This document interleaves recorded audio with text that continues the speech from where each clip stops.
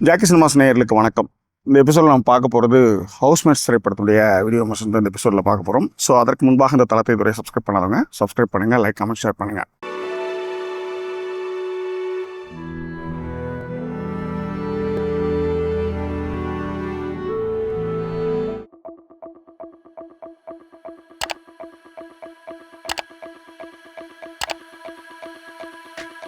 Housemates அப்படின்னதும் நான் ட்ரைலர்லாம் பார்க்கல. படமாக பார்க்கும்போது அது ஒரு ஹாரர் ஃபிலிமாக வந்தது. என்னடா இது அப்படின்ட்டு ஒரு மாதிரி ஒரு ஃபீல். காரணம்னா லவர்ஸ் வந்து 2 பேரும் வந்து கல்யாணம் பண்ணிக்கிறாங்க. ஆனால் வீடு இல்லைன்ற ஒரு காரணத்துக்காக அது நிராகரிக்கப்படும் போது வீடு வாங்குறது தான் ஒரு நோக்கமாக நாயகன் செயல்படுறார். ஸோ புதிதாக திருமணமான 2 பேரும் ஒரு புது வீட்டுக்கு வராங்க. அந்த வீட்டுக்கு வந்ததுக்கப்புறம் அமானுஷ்ய சக்திகள் அவங்களை ஆட்டி படைக்குது. அந்த பிரச்சனைகள்லேருந்து அவங்க வெளியே வந்தாங்களா இல்லையா அப்படின்னா இந்த திரைப்படத்துடைய கதை. பிரதான கதாபாத்திரத்தில் தர்ஷன் அண்டு ஹர்ஷா பைஜு இவங்க 2 பேரும் நடிச்சிருக்காங்க.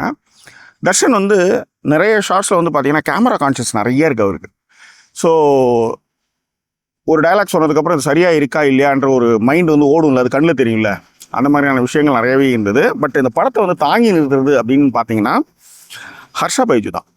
உண்மையிலே நல்ல ஆக்டிங்கு, சூப்பராக தன்னுடைய உணர்வுகளை ரொம்ப அற்புதமாகவே வெளிப்படுத்தினாங்க.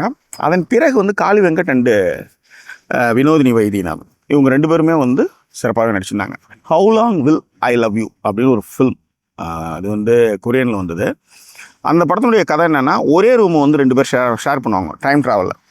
அதாவது 1999 ஒரு பையனும் 2018 ஒரு பொண்ணும் ஒரே ரூமை ஷேர் பண்ணாங்கன்னா என்ன ஆகும் அப்படின்ற மாதிரியான ஒரு சூப்பரான ஒரு கான்செப்ட். அதே கொரியன் கதையை கொஞ்சம் பட்டிட்டிங்கரிங்லாம் பண்ணி எப்படி மாற்றிருக்காருன்னா, 2009 2019 இந்த மாதிரியான இடைப்பட்ட காலங்களில் ஒரே ரூமை 2 பேர் ஷேர் பண்ணால் எப்படி இருக்கும் அப்படின்ற மாதிரியான ஒரு கதையாக அவர் பண்ணியிருந்தார். உண்மையிலே இன்டர்வல், அதாவது ஃபஸ்ட்டு இந்த ஹாரர், அதன் பிறகு இந்த மாதிரியான விஷயம், அதை இந்த பிளாக் அப்படின்னு ஒரு ஃபில்ம் ஒன்று நம்ம ஜீவா நடித்து வந்தது.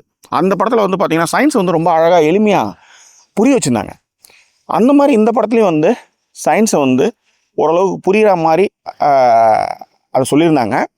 எல்லாத்த விட அந்த சுவரில் வர்ற அந்த லெட்டர்ஸு, அந்த ஐடியா, இவங்க ரூம் லாக் பண்ணால் பெல் அடித்தா அவங்கள எப்படி தொடர்பு கொள்கிறாங்க, அந்த மாதிரியான ஐடியாலஜி, அவங்களுக்குள்ளே இருக்கிற அந்த சின்ன சின்ன விஷயங்கள் இருக்குல்ல, இந்த 2 ஃபேமிலிக்குமே பிரச்சனை இருக்குது அப்படின்ற மாதிரி ஒரு விஷயம் இருக்குல்ல, அதுக்கான ஐடியாலஜி இருக்குல்ல, அந்த ஐடியாலஜி ரொம்ப அழகாக ப்ரெசென்ட் பண்ணியிருந்தாங்க. உண்மையிலே பாராட்டுற மாதிரியான பாரா இந்த விஷயம்டா. உதாரணத்துக்கு காளி வெங்கட் கை ட்ராயரில் மாட்டிக்குது அப்படின்றது, பாத்ரூம் யூஸ் பண்ணுறதுக்கான பிரச்சனைகள், இதெல்லாமே ரொம்ப நல்லாவே பண்ணியிருந்தாங்க. இந்த மாதிரி சின்ன சின்ன ஐடியாஸ்லாம் கொஞ்சம் சுவாரஸ்யத்தையே கொடுக்குது. பட் கிளைமேக்ஸில் ஒரு 20 மினிட்ஸ் கொஞ்சம் அசத்திருக்காங்க. இதற்காக நீங்கள் முழு படத்தையும் நீங்கள் எடுத்துகிட்டு போக முடியுமா அப்படின்ற ஒரு கேள்வி ஒன்று இருக்குல்ல. இந்த முழு படத்தையும் எப்படி தாங்கி நிற்கிறதுன்னு இருக்குல்ல. ஒரு கதை, ஏன்னா நம்ம என்னதான் நல்ல படமாகவே எடுத்திருந்தாலும் கூட ஒரு மைண்ட் செட்டுன்னு ஒன்று இருக்குல்ல, அந்த மைண்ட் செட்டுக்கு தமிழ் ரசிகர்கள் அந்த அளவுக்கு தயாராகிட்டாங்களா கேட்டால் எனக்கு தெரிஞ்சு அது இல்லைன்னு தான் தோணுது. டெக்னிக்கலாக சதீஷ் அவர்களுடைய ஒளிப்பதிவும் சரி, நிஷார் ஷெரீஃபுடைய எடிட்டிங்கும் சரி, மியூசிக் ராஜேஷ் முருகேஷ், இந்த 3 பேருமே டெக்னிக்கலாக படத்துக்கு ரொம்ப ஸ்ட்ராங்காகவே பண்ணியிருந்தாங்க. சிவகார்த்திகேயன் தான் அதை வெளியிட்டிருக்காரு. சின்ன பட்ஜெட் படம், ஆனால் லாஸ்ட் 20 மினிட்ஸ் அசத்திருக்காங்க. அதனால் இந்த படம் த்ரூ அவுட் நம்மளை இருந்ததா, த்ரூ அவுட்டும் நம்மளை அப்படின்ற மாதிரி இருந்ததுன்னா, முக்கியமாக சயின்ஸ் ஃபிக்ஷனுக்கான தயார் நிலை நம்ம மக்களுக்கு இல்லைன்றதும் இங்கே நம்ம சொல்லணும். ஸோ இருந்தால், ஏன்னா காளி வெங்கட் அண்டு அந்த ஃபேக்ட்ரி சீன் அவ்வளோ சூப்பராக இருந்தது.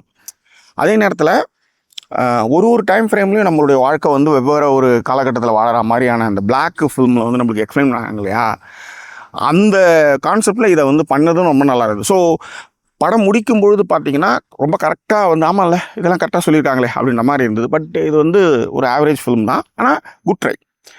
ஸோ தியேட்டரில் போய் பார்க்குறவங்க உங்கள் இஷ்டம். அதே நேரத்தில் ஓடிடிலையும் கண்டிப்பாக பார்த்து மிஸ் பண்ணாதீங்க. ஏன்னா ஒரு படமாக பார்க்கும்போது வீடு நல்ல படம் தான், அது கமர்ஷியல் வெற்றியா அந்த மாதிரி தான்.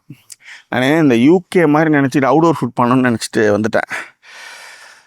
அப்படியே தம் பிரியாணியில் உட்காந்துட்டு இருக்க மாதிரி இருக்குது, ஈஸ்ட் தாம்பத்தில் உட்காந்து பேசிகிட்டு இருக்கிறேன். ஸோ எனிவே, உங்கள் கருத்துக்களை பின்னோட்டங்களை தெரிவித்துங்க. இன்னும் வேறொரு எபிசோடில் உங்களை நான் சந்திக்கிறேன். அது ஒரு நன்றி கூறிவிடுவது உங்கள் ஜாக்கி சேகர். நன்றி, வணக்கம்.